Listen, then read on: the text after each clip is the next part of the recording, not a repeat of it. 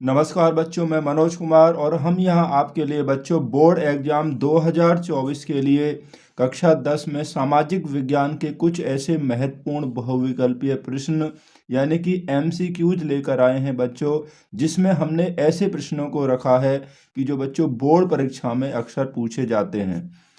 और इन प्रश्नों की आप तैयारी करते हैं तो आपको ये भी पता चल जाएगा कि आपकी जो तैयारी है सामाजिक विज्ञान के पेपर के लिए बच्चों वो कैसी चल रही है। ठीक है, तो इस वीडियो को आप शुरू से लेकर एंड तक जरूर देखें। तो यहाँ पर पहला प्रश्न है बच्चों, सत्याग्रह तो शुद्ध आत्मबल है, यह कथन किसका है?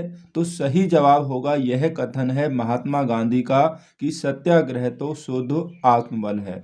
क्वेश्चन नंबर 2 है बच्चों, महात्मा गांधी दक्षिण अफ्रीका से कब वापस आए थे?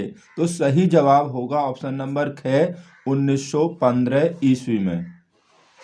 तो क्वेश्चन नंबर 3 है बच्चों, यहाँ पर निम्न में कौन सी विशेषता 1929 ईस्वी की महामंदी की नहीं है? पहली बात तो आपको ध्यान रखना है कि महामंदी विश्व में कब आई थी? 1929 ईस्वी में आई थी। और यहाँ पर इसका क्या पूछा? विशेषता नहीं है। कृषि उत्पादों में कीमतों में गिरावट, ये भी इसकी विशेषता है बच्चों।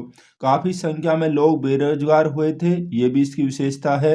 आय और व्यापार में काफ़ी गिरावट आई थी, ये भी इसकी विशेषता है।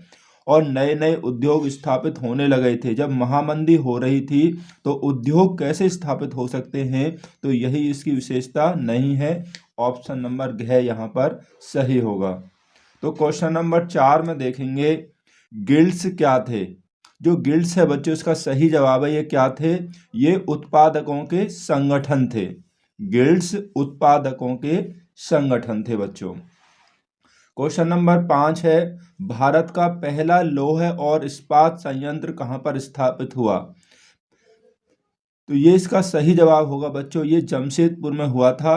और इसकी स्थापना कब हुई थी? 1912 में। और किसने की थी? जे.एन. टाटा ने की थी। जे.एन. टाटा ने इसकी स्थापना की थी। कहाँ पर? जमशेदपुर में, भारत का पहला लौह इस्पात संयंत्र। ठीक है ना बच्चों। क्वेश्चन नंबर 6 है यहाँ पर, गुलामगिरी पुस्तक के लेखक कौन थे? तो सही जवाब है कि गुलामगिरी पुस्तक के लेखक ज्योतिबा फूले थे। क्वेश्चन नंबर 7 है बच्चों, भारतीय राष्ट्रीय कांग्रेस की स्थापना कब हुई थी? तो इसकी स्थापना जो हुई थी बच्चों वो हुई थी सन 1885 ईस्वी में। और कहाँ पर हुई थी? मुंबई में इसका पहला अधिवेशन हुआ था बच्चों, ये भी आपको ध्यान रखना है। लौह अयस्क किस प्रकार का संसाधन है? तो सही जवाब होगा बच्चों ये अनवीकरणीय योग्य संसाधन है।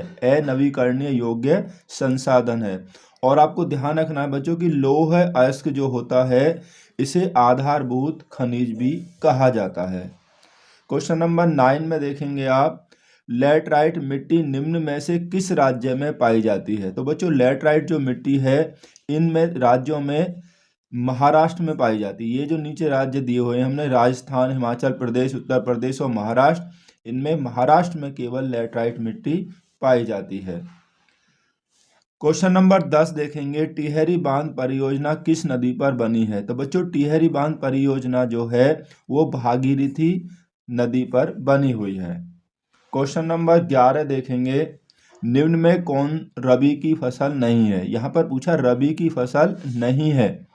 तो बच्चों यहाँ पर जो नहीं है, जो मटर है, सरसों है, चना है, ये सभी रबी की फसल हैं। केवल जो कपास है वो रबी की फसल नहीं है, क्योंकि कपास किसकी फसल है? ये खरीफ की फसल है। क्वेश्चन नंबर 12 देखिए, क्वेश्चन नंबर 12 है बच्चों, निम्न में कौन उस कृषि प्रणाली को दर्शाता है जिसमें एक ही फसल लंबे चौड़े खेत में उगाई जाती है? प्रणाली पूछा है। तो यहाँ पर सही जवाब होगा कि लंबे चौड़े खेत में रोपण कृषि, यहाँ पर रोपण कृषि जो है लंबे चौड़े क्षेत्र में उगाई जाती है। क्वेश्चन नंबर 13 देखेंगे बच्चों, भारत में सर्वाधिक चाय उत्पादक राज्य कौन सा है? असम, केरल, तमिलनाडु या पश्चिमी बंगाल? तो यहाँ पर सही जवाब होगा जो असम है वो भारत में सर्वाधिक चाय उत्पादन करने वाला राज्य है। क्वेश्चन नंबर 14 देखेंगे बच्चों, निम्नलिखित में कौन सा एक ज्वारीय पत्तन है? यानी कि बंदरगाह ज्वारीय। तो यहाँ पर सही जवाब होगा जो कांडला है बच्चों वो एक ज्वारीय पत्तन है। क्वेश्चन नंबर 15 देखेंगे, भारत की संघ सूची में कितने विषय दिए गए हैं? तो सही जवाब होगा भारत की संघ सूची में बच्चों 97 यानी कि 97 विषय दिए हुए हैं। सूची कितने प्रकार की होती? 3 होती, संघ सूची, राज्य सूची और समवर्ती सूची, और सभी के विषय भी आपको याद कर लेने हैं। क्वेश्चन नंबर 16 है, निम्नलिखित में कौन सा शासन का अंग नहीं है? तो देखिए बच्चों, कार्यपालिका, न्यायपालिका और विधायिका ये शासन के ही अंग हैं। यहाँ पर नहीं पूछा गया है, तो यहाँ पर नगर पालिका जो है इसका सही जवाब होगा, ये शासन का अंग नहीं है। बाकी सभी शासन के महत्वपूर्ण अंग हैं। क्वेश्चन नंबर 17 में देखेंगे, भारत में पंचायती राज की स्थापना कब हुई थी? तो सही जवाब होगा कि भारत में पंचायती राज की स्थापना 1992 में हुई थी। और कहाँ पर हुई थी? राजस्थान के नागौर जिले में इसकी शुरुआत की गई थी बच्चों। क्वेश्चन नंबर 18 में देखेंगे, लोकतंत्र में शक्ति का स्रोत है। तो बच्चों, लोकतंत्र में शक्ति का स्रोत यहाँ पर कौन सा है? जनता है, संसद है, प्रधानमंत्री है या राष्ट्रपति है? तो सही जवाब होगा कि लोकतंत्र की जो शक्ति है बच्चों वो जनता में ही निहित होती है। क्वेश्चन नंबर 19 है बच्चों, देखिए, शिशु मृत्यु दर यानी कि अनुपात निकाला जाता है। किस पर निकाला जाता है? 1000 जीवित बच्चों पर, 800 जीवित बच्चों पर, 500 जीवित बच्चों पर या 1000 मृत बच्चों पर? तो सही जवाब होगा जो शिशु मृत्यु दर है बच्चों वो 1000 जीवित बच्चों पर निकाला जाता है। तो क्वेश्चन नंबर 20 में देखेंगे, निम्नलिखित में से कौन सा एक विकसित देश है? भारत, ब्राजील, फ्रांस या बांग्लादेश? देखिए बच्चों, भारत, ब्राजील और बांग्ला जो देश हैं ये सभी क्या हैं? विकासशील देश हैं। केवल यहाँ पर फ्रांस जो है वही एक विकसित देश है। तो क्वेश्चन नंबर देखिए आगे, आपको क्वेश्चन नंबर जो है वो आपके लिए बच्चों मैंने यहाँ पर HW रखा है और इसका आंसर आप मुझे ज़रूर कमेंट करके बताएंगे, ऐसी मुझे उम्मीद है।